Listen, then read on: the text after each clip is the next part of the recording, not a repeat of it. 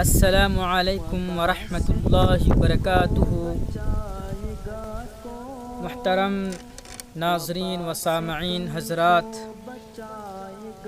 ایک بہن نے سوال پوچھا تھا کہ کیا میں عصر کی نماز کے بعد قرآن پاک کی تلاوت کر سکتی ہوں یا نہیں؟ تو اس کا جواب میں دینے سے پہلے ایک بات یہ بھی عرض کرنا چاہتا ہوں کہ بعض لوگ اس بات پر اعتراض کرتے ہیں اور سوال اٹھاتے ہیں کہ فجر کی نماز کے بعد اور عصر کی نماز کے بعد کیا ذکر کرنا احادیث سے ثابت ہے، قرآن پاک سے اس کا ثبوت ملتا ہے یا نہیں؟ تو وہ اس بات سے بے خبر ہیں اور ان کا علم بہت کم ہے، اس وجہ سے وہ ایسے سوال اٹھاتے ہیں۔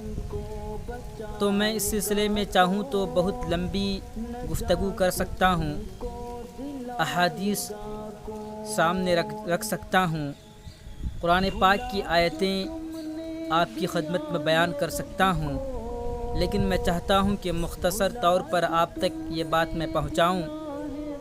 تو جواب یہی ہے کہ دن کے دونوں اطراف میں ذکر کرنے کی ترغیب ہے، اور یہ وقت صبح سے لے کر طلوع آفتاب تک ہے اور عصر سے لے کر غروب آفتاب تک ہے۔ چنانچہ اللہ تعالیٰ کا فرمان ہے، یا ایھا الذین آمنوا اذکروا اللہ ذکرا کثیرا وسبحوہ بکرۃ واصیلا، سورۃ الاحزاب میں آیت نمبر 41 اور 42، جس کا ترجمہ یہ ہے کہ اے ایمان والو، اللہ کا ذکر کرو، بہت زیادہ ذکر اور اس کی تسبیح کرو، پہلے پہر اور پچھلے پہر۔ اور الجوہری فرماتے ہیں کہ الاصیل عصر کے بعد، الاصیل مطلب عصر کے بعد سے مغرب تک کے وقت کو کہتے ہیں، اور اسی کی جمع اصل، آصال اور اصائل ہے۔ اللہ تعالیٰ کا فرمان ہے، وَسَبِّحْ بِحَمْدِ رَبِّكَ بِالْعَشِيِّ وَالْإِبْكَارِ، سورۃ الغافر آیت نمبر 55 میں، جس میں اللہ کا فرمان یہ ہے کہ اور دن کے پچھلے اور پہلے پہر اپنے رب کی حمد کے ساتھ تسبیح کریں۔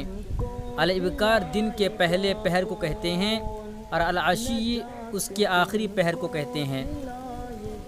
اس سے صاف ظاہر ہے کہ یہ فجر کی نماز کے بعد کا وقت اور اسی طرح سے عصر کی نماز کے بعد کا وقت ہے۔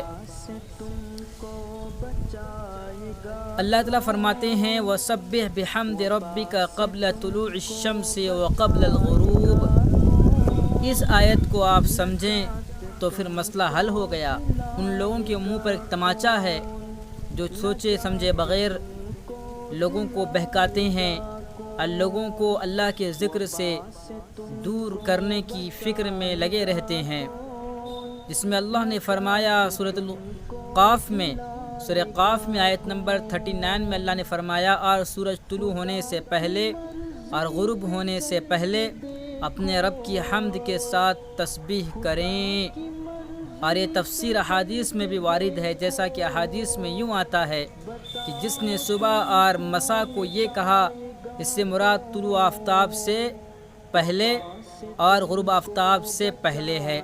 چنانچہ بلا شبہ ان اذکار کا وقت اور محل صبح صادق کے بعد، یعنی صبح صادق کے بعد اور عصر کے بعد ہے۔ لہٰذا یہ وقت صبح صادق یعنی فجر کی نماز کے بعد اور مغرب اور عصر کی نماز کے بعد کا وقت ہے۔ لہٰذا جو لوگ اشکال کرنے والے ہوتے ہیں انہیں چاہیے کہ وہ اس طرح کے سوالات نہ اٹھائیں۔ اللہ کا ذکر کرنا ہے، اللہ کے ذکر کو آپ جب چاہے کرو۔ اللہ کا ذکر تو قرآن مجید میں بتایا گیا ہے کہ زیادہ سے زیادہ کیا جائے، جتنا ذکر کریں گے اتنا ایمان تازہ ہوگا، ایمان میں بڑھوتری ہوگی، اعمال کا جذبہ پیدا ہوگا، اور وہی شخص اللہ کے ذکر سے دور بھاگ سکتا ہے جس کا ایمان کمزور ہو اور وہ اللہ پر سچا ایمان رکھنے والا نہ ہو، جس کے اعمال سب سے برے ہوں گے۔ تو میں یہ بڑے ہی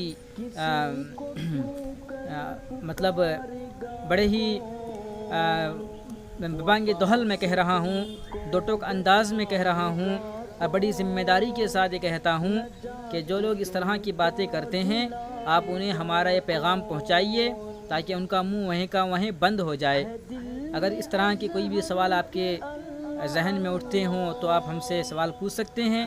اگر آپ سے کوئی الجھ رہا ہے ہم ان کو بھی سمجھانے کی کوشش کر سکتے ہیں۔ آپ ہمیں ذریعہ بنا کر ان تک ہمارا پیغام پہنچائیے۔ اگر وہ مانتے ہیں تو ٹھیک ہے، نہیں مانتے ہیں تو سمجھیے کہ یہ متکبر لوگ ہیں جو اللہ کے فرمان کو ٹھکرا رہے ہیں، اللہ کے نبی کے فرمان کو جھوٹا سمجھ رہے ہیں، نعوذ باللہ من ذالک، تو ان کا ایمان کیسے ہوگا؟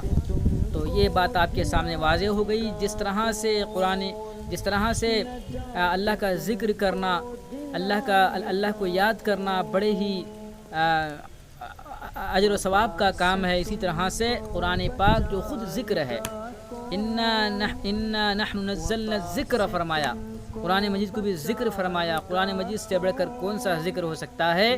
تو جو خواتین، جو ماں بہنیں اور جو ہمارے بھائی بزرگ، جو بڑے چھوٹے اللہ کا ذکر کرنا چاہتے ہیں، تسبیحات کرنا چاہتے ہیں، ان کے لیے بہت اچھا وقت ہے کہ فجر کی نماز کے بعد اور عصر کی نماز کے بعد وہ اللہ کا ذکر کریں۔ اسی طرح سے قرآن مجید بھی پڑھ سکتے ہیں۔ قرآن مجید سب سے بہترین ذکر ہے، لہٰذا اللہ تعالیٰ نے جو قرآن مجید اتارا ہے اس کو بھی پڑھنے میں کوئی حرج نہیں ہے۔ یہ ہماری بہن کا سوال تھا، تو ان کے سوال کا جواب ہم نے پہنچایا ہے۔ اللہ تعالیٰ ہم سب کو دین کی خدمت کے لیے قبول فرمائے، اور تمام جو لوگ ہمارے اسلام کو ختم کرنے، دین سے لوگوں کو دور کرنے کی کوشش میں لگے ہوئے، اللہ ان کو ناکام فرمائے اور ان کی چالوں کو اور ان کی کوششوں کو، ان کی سازشوں کو ان پر ڈال دے۔ آمین۔ السلام علیکم ورحمۃ اللہ وبرکاتہ۔